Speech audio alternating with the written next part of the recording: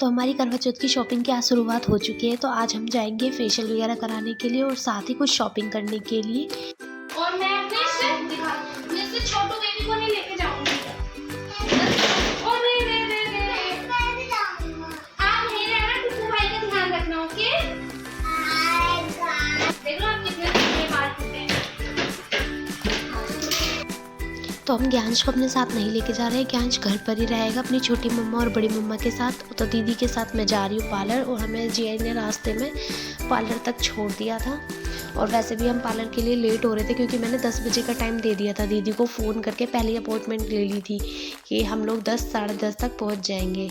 और हम पहुँचे हैं 12 बजे और मुझे लग रहा था कि दीदी शायद टोक देंगी। फेशियल कराने के बाद हमें कुछ सामान लेना था, जैसे कि हमें पूजा के लिए थाली लेनी थी, करवा चौथ की पूजा करने के लिए थाली, छलनी, लोटा, कैलेंडर। तो ये सारी चीज़ें लेने के लिए हम मार्केट की तरफ चले। और फिर मुझे कुछ अपनी साड़ी की मैचिंग की बैंगल्स वगैरह भी लेनी थी, तो हमने वो ली। और घर पर आकर मैंने दीदी की मेहंदी लगाई। तो ये देखिए मेहंदी मैंने पीछे तो दीदी के फ्लावर वाला डिज़ाइन लगा दिया था, और दूसरे हाथ पर ये कुछ राजस्थानी लुक में जो मेहंदी होती है ना, वो वाली मेहंदी मैंने लगाई दीदी को, और ये लग के बहुत प्यारी लग रही थी। और आगे मैंने दोनों साइड उनके अरेबिक मेहंदी लगा दी थी। दीदी ने भी बोला था कि कोई नहीं, आप अरेबिक मेहंदी लगा दो, वो जल्दी लग जाती है, क्योंकि ज्ञांश भी परेशान कर रहा था और ज्ञांश फिर सो गया था। उसके बाद मैंने जिद करके दीदी के पैरों पर भी मेहंदी लगा दी कि दीदी लगवा लो, पैरों पर अच्छे लगोगे आप।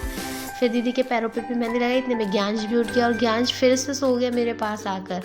अब देखो कितने प्यार से स्वीटली सो रहा है वो पीछे, और इधर ये बच्चे उसको उठाने की कोशिश में लगे हुए हैं कि ज्ञांश जग जाए तो उसके साथ खेल ले थोड़ा। बट वो तो बिल्कुल नहीं उठ रहा था, इतना शोर हो रहा था। पर उसको जो नींद थी ना, वो एकदम पक्की वाली नींद आई हुई थी। पर आप लोगों को पता है, जैसे उसे पता चला ना कि भाई बुआ जी की उसकी मेहंदी लग गई है, तभी लड़का उठकर आ गया और अपना पिग्गी बैग लिया है कि ना मेरे को तो इसमें बुआ जी शगुन दे दो, आपने मेहंदी लगवा ली ना, अब शगुन भी दे दो।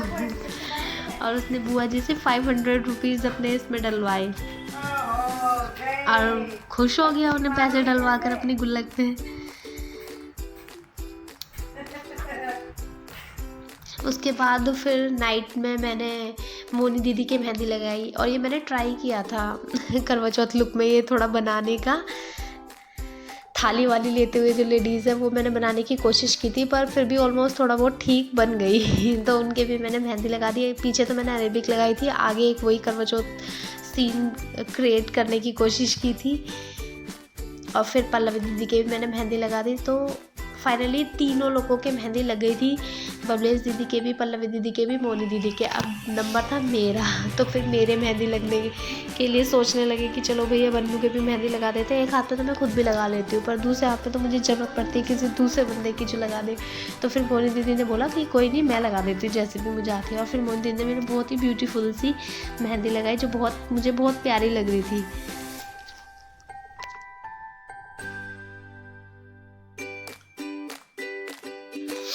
उसके बाद बहुत टाइम हो गया था, फिर मुझे भी अपने दूसरे हाथ पे मेहंदी लगानी थी। तो फिर मैं अंदर आ गई, और अंदर आकर मैंने भी अपने दूसरे हाथ पे मेहंदी लगाना शुरू किया।